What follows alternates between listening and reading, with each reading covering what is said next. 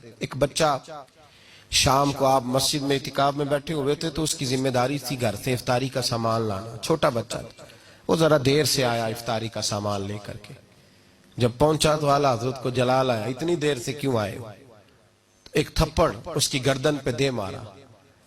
اب لوگ کہتے ہیں مغرب ہو گئی, عشاء کا وقت آیا تو بے چینی کے ساتھ کبھی ادھر ٹہلتے ہیں کبھی ادھر ٹہلتے ہیں. بچہ خادم تھا, اس کی ماں زنان خانے میں خدمت کرتی تھی, والد بھی نوکری کرتے, خادم تھا, اکثر لاپرواہی کرتا تھا, بھول جاتا تھا. اب عشاء تک بے چین رہے, تراوی پڑی تو بے چینی میں کہنے لگے مولانا امجد علی صاحب بہار شریعت کو, یار اس بچے کو بلا کے تو لا.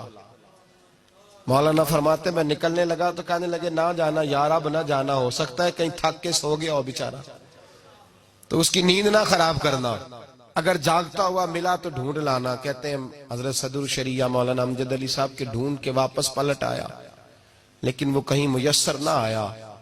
سحری تک ہم نے اعلیٰ حضرت کو بے چین دیکھا, کبھی یہاں بیٹھتے کبھی وہاں بیٹھتے. وہ بچہ کہیں سو گیا تھا, سویرے سحری کا سامان لے کے آیا, 1000 کتاب لکھی ہے, اور علی گڑھ یونیورسٹی کا سر ضیاء الدین دروازے پہ آ کے بیٹھا رہتا ہے, بہت بڑا ریاضی کا استاد ہے, دروازے پہ بیٹھا رہتا ہے. نواب آف رامپور چٹھیاں لکھتے ہیں ایک دیدار کرا دو, نواب آف حیدرآباد دکن منتیں کرتے ہیں کہ ان سے کو 2 گھڑیاں ملاقات کا ٹائم دے دو.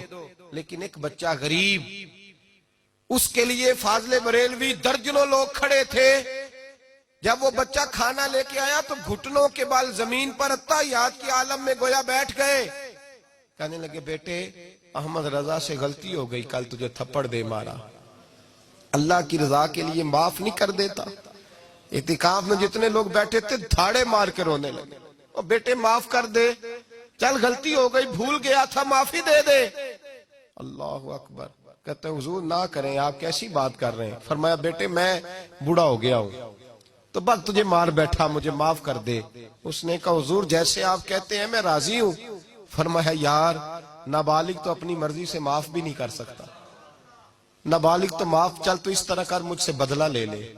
کہتا حضور میرے باپ نے بھی یہی نمک کھایا, دادے نے بھی نمک یہی کھایا, کیا کریں, آپ کیسی باتیں کر رہے ہیں.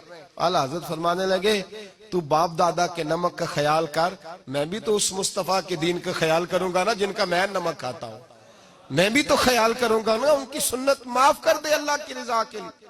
کہ حضور معاف کیا. فرمایا تو نابالغ ہے, معاف بھی نہیں کر سکتا. پھر اس کا ہاتھ پکڑا, اپنے چہرے پر مارنے لگے اور کہا دیکھ لو میں نے 1 مارا تھا, امجد علی گواہ رہنا, اور میں نے اس کے ہاتھ سے اپنے آپ کو 3 مروائے.